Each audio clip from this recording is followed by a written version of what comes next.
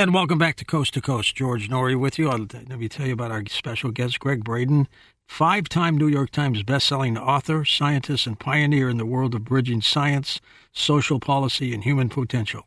His latest work is called Pure Human, The Hidden Truth of Our Divinity, Power, and Destiny. Greg, welcome to Coast again, my friend. How you been?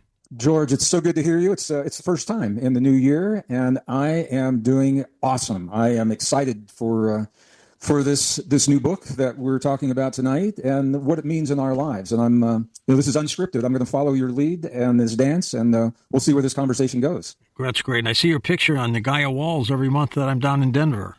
Well, I was just there last week to film a couple of episodes on a new program, and your ears should have been burning because I was looking at your set as well.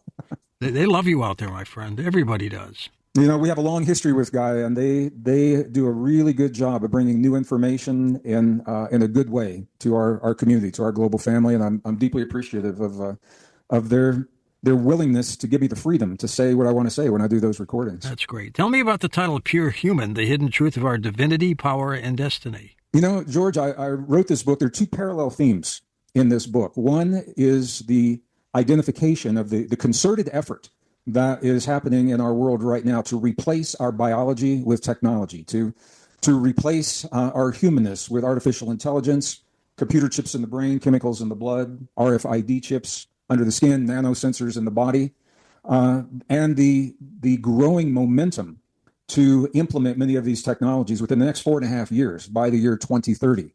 That is a year that has been earmarked by a number of organizations, a number of forces. It comes up in ancient cosmology. There are many reasons why that year is identified. So that's one theme in the book. The second theme is the science, George, that's simply not being shared in mainstream textbooks, mainstream classrooms, showing us that we are absolutely not what we've been told. We're so much more than we've been led to believe. And here's the mind blower. Many of the human capabilities that we're only beginning to understand, they meet, and in many cases, they exceed the capabilities of the technology that we're being encouraged to accept into our bodies, except we do it better. So two parallel themes. My goal in writing this book, at the very least, I'm hoping that our readers walk away with a deeper appreciation for our humanness and what it means to be human at a time when it's being denigrated in the mainstream. We're being told that we are a flawed form of life, that we need something outside of ourselves to be the best version of ourselves. That makes us a victim, George, and as victims, we need a savior, and the savior is being touted as the technology. So I wanted to write this on behalf of our humanness because the best minds of our time are telling us, unless we change our thinking and trajectory, very probably we are the last generation of pure humans that this world will ever know. By the year 2030, when you speak with someone in the supermarket or an airport or one of our events, to some degree that individual will have some technology in their bodies. They will be some level of a hybrid technology. And the thing is, George, once we embark upon this path, we can't go back. It's not like, you've got a little dial and you can say, well, let's try computer chips in the brains of all newborns, for a year. And if it doesn't work, we'll go back to what we used to have, because the human body, the way we work is we morph and we adapt to the changes that are introduced into the body. We become different in the presence of that technology.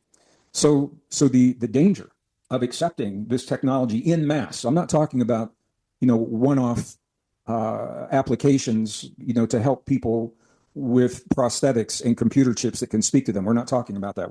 We're talking about the mass indoctrination of humans with technology in their bodies. The problem with that, George, is that once our natural abilities are replaced with technology, our biology begins to atrophy, and we lose the capabilities that we once had. And I could share many examples of that. So that is what this conversation is about. What's what that book is about. And the movement, George, to replace our humanness is part of a missing story. When people look at the world around us today, and you look at all the crazy stuff, that's happening, from the wars to collapsing economies to, social breakdowns, all of these things, and those things appear to be random, is what people say. Isn't it interesting? These things just happen to be occurring at the same time. They begin to make more sense when we step back and look at the big picture What is it that we're being indoctrinated to accept into our lives, and where is that leading us? And then the events of the world begin to take on new meaning and make a lot more sense. So I'm going to stop there for a minute. Does that make sense, George, if I say it that way? It sure does. Are you concerned about the pace of artificial intelligence? Do you think it's moving in the right direction or the wrong direction? Well, there's two different questions. I think a lot of our listeners know that I'm a scientist. I was a senior computer systems designer for a company at that time. It was called Martin Marietta Defense Systems during the Cold War years. That's right. Knew it well. There's a long story about how I didn't apply for a job in defense. I applied for a job in space exploration. I was hired, and it was the Cold War, and they moved me to another division because they needed the expertise. But the reason I'm saying this, George, and this was in the 80s, is that we had AI back in the 80s. I saw artificial technology or artificial intelligence in the 80s. And one of the things I saw very clearly is whatever it is that is gradually leaked to the public in the public domain behind the scenes, they are light years beyond what it is we're allowed to see publicly. So what we are seeing now with the chat GPTs and the kinds of AI that we're seeing now, what it tells me is that behind the scenes they have taken this so far, and I think we are going to see more of that technology released sooner than later. And it's a very interesting question, George, and it's a question that scientists, we used to have this conversation at the drinking fountain and around the the coffee machines where you could get a coffee for a quarter. We used to have this conversation because the technology is advancing faster than the morality of how we apply it in our lives. The tech is never right, wrong, good, or bad. It's just technology. It's the thinking underlying the technology and the thinking of how we apply it in our lives. If we lived in a world where we believe that the governments care for us and love us and want to protect us and would only develop technology, benevolent technology for the common good, we would be on one trajectory. But we know that right now, at least, that's not the world we live in. We're living at a time when power, control, authoritarianism is ramping up in ways that are more visible and more public, and the technology is being used to support that kind of thinking. So this is where I think we need to be aware of what it is that's happening so that we can make healthy choices for ourselves and for our families. Greg, do you remember the Donna Reed show, or were you too young? Oh, yeah. No, I remember that really well. I saw them on our black and white TV in the family living room. I was listening to Paul Peterson, who was the little son at the time, singing My Dad to his father. It's a very emotional song, and I was thinking of my dad today, and I just wanted to hear it. But it was a simple program, black and white. Life seemed simpler then, and then technology took over. Yeah. Well, George, I agree. I've had this conversation with, in our live events. I have it when I meet people in the airports and certainly in the supermarkets. I think what we're seeing, George, is we have two parallel societies that are emerging right now. This isn't, 10 years down the road in our future. It's happening in our families, in our communities, in our societies, in our nations. It's happening on the planet. One of those societies is all in on everything. They're all in on all the tech. Bring it on. They want it in their lives. They want it in their homes. They want it in their bodies. And then when I go to my little co-op here in the rural area, I live in rural northern New Mexico, and I see my neighbors. They don't have the time usually to have the conversations that you and I are having right now because they're struggling to make ends meet, right, and to take care of their families. But what they do say to me, George, is they say something's wrong. The world is changing too fast. They say we need to slow down. We need to get back to basics. And so what they're doing is they're pulling their kids out of public school so they can homeschool them and instill the values of their families and the skills that will actually serve them in those communities. They are growing their own food. They are healing their own bodies. They most of them don't have insurance. They can't afford the medical care that that many of their friends and neighbors are able to afford. Hold on for a second, Greg. Hence the book, Pure Human, The Hidden Truth of Our Divinity, Power, and Destiny. We'll be back with more with Greg Braden in a moment on Coast to Coast AM. And welcome back to Coast. George Norrie with you, along with Greg Braden. His website is his name, linked up at coasttocoastam.com. We're talking about his latest work called Pure Human. Greg, you read about how scientists and engineers warned that we're on track to become the last generation of pure humans. What does that mean? What that means is that there's a concerted effort right now. The laws are being written, the policies are being designed to increasingly replace our natural biology with technology. And as we mentioned in the first segment, that's everything from chemicals in the blood to computer chips in the brain, RFID chips under the skin. Actually, Northern Europe, Sweden, is leading the world in the acceptance of the RFID chips into their bodies for commercial applications as well as health applications and security. So the problem with this, George, I was on a panel at a conference not long ago, and there was another scientist that was on the panel with me, and he said, Greg, I get what you're saying, and it's true.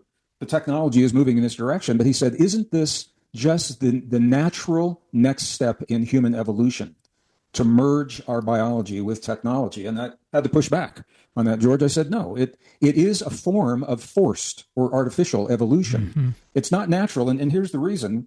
When we replace our biology with the synthetics, we lose capabilities that in many cases exceed what that technology can even do. There was a study, a really interesting study. It was done by the Salk Institute in Northern California in 2022, where they compared a human brain to a microprocessor. Now, when I saw the study, the first thing I asked was, how can you even make that comparison? And I was surprised. It was interesting. What they said, George, is that the number of synapses, the synapse in the human brain, where the little signal sparks from one neuron to the next, we've all seen pictures of that.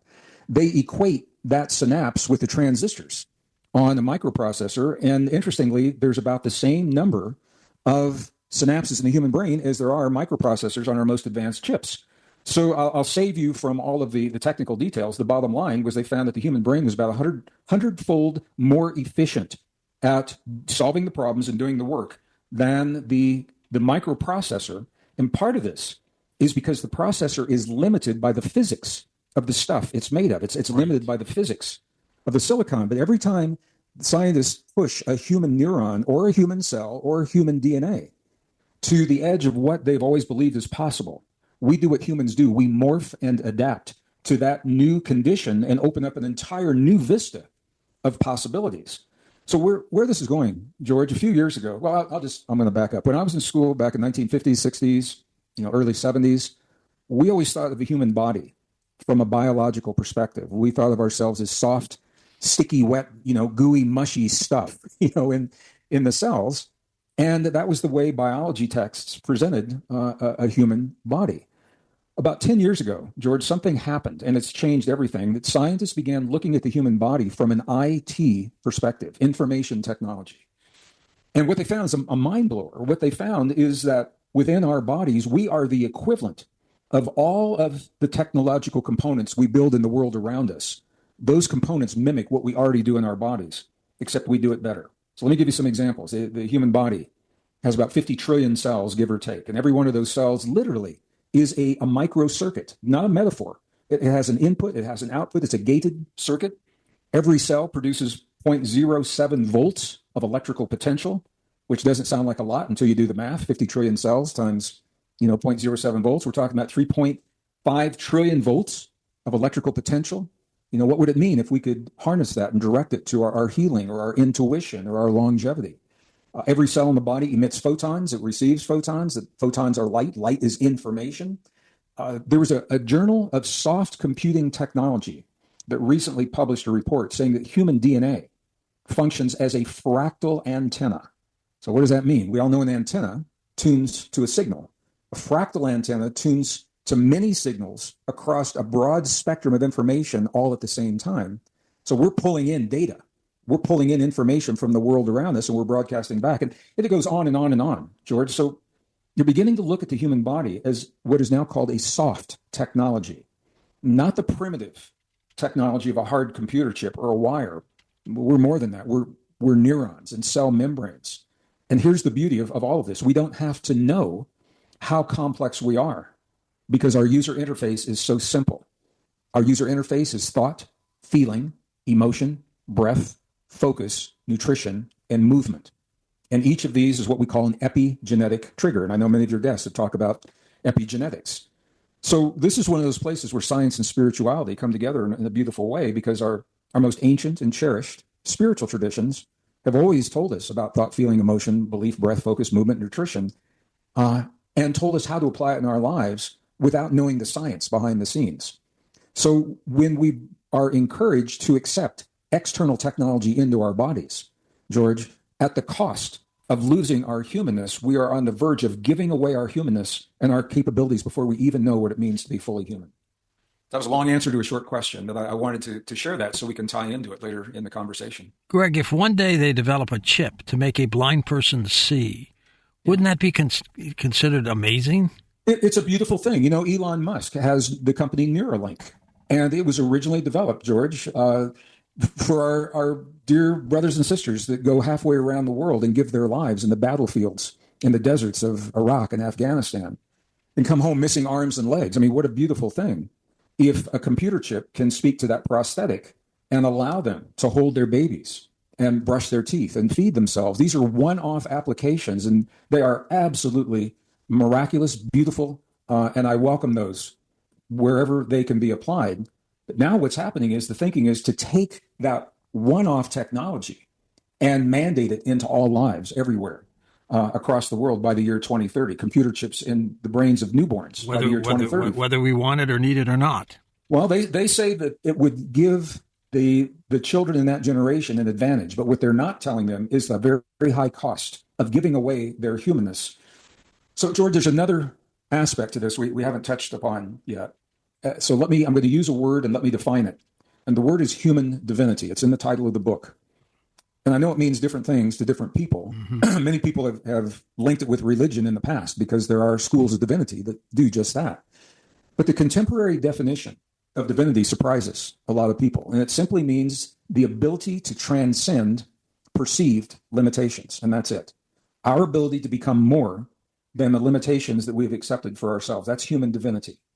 So examples of divinity: imagination, creativity, innovation, empathy, sympathy, compassion, the ability to love, the ability to forgive. These are all expressions of human divinity. The key is they're only possible because of our biology. It's through our biology that we link to our divine potential. When we give our biology away to technology, what we're doing is veiling our potential for divinity. And the implications of that, on a spiritual level and on a species-wide level, are immense. So there's a very deep conversation to be had about the role of divinity in our lives and what it means. But the movement, it's called the transhuman movement, and I know many people have heard of that. That movement is embedded in many of the policies and even in some of the laws that are being mandated. So I think we owe it to ourselves, George, to discern what is it that denies our divinity and what is it that empowers us in this life and in this world. And the things that deny our divinity, those are not good for us. That is not natural evolution when you lose capabilities like that. So the technologists that I talk to, they say these are flaws in our humanness. They say the human emotion, for example, is a flaw because it can cloud our judgment and our decision making. So they said, we'll fix that by removing that part of the human experience so that we make good choices. But the emotions tell us who we are. Exactly, George. It's our very humanness that is under attack right now. And, if this were just a casual conversation, it would be one thing. What we are finding now, and this isn't a secret, there's no secret about this. If you know where to look, it's in the open papers from the UN Sustainable Development Goals and how they're hoping to achieve those, to some of the WEF mandates that are now being implemented through the UN, through the agreement that was signed in 2019 of those two organizations working together. The movement to implement so much of this, to change the world around us, and for the first time to change the world within us by the year 2030, using the technology that we now have. And that's what makes these partnerships concerning, and that's why I think we need to be discerning about what technology we embrace and how we embrace it in our lives and our bodies. Could we lose, Greg, this preciousness within us? This is exactly how you lose a species, George. Let me just give a simple example. I'll give one example, but it applies to the whole human body. Okay. Once again, when I was in school back, 50s, 60s, we were told that we come into this world with a fixed number of brain cells. We all heard that. And that was the leverage. Every beer you drink in college, you're going to lose brain cells. I think we all remember that. Well, now we know that the human brain is producing new cells to the last breath that we take. It's coming from a part of the brain called the hippocampus, but there's a catch. Unless those new cells are engaged in a meaningful way within about 7 days, they will atrophy and die because the body believes they're not needed if they're not used.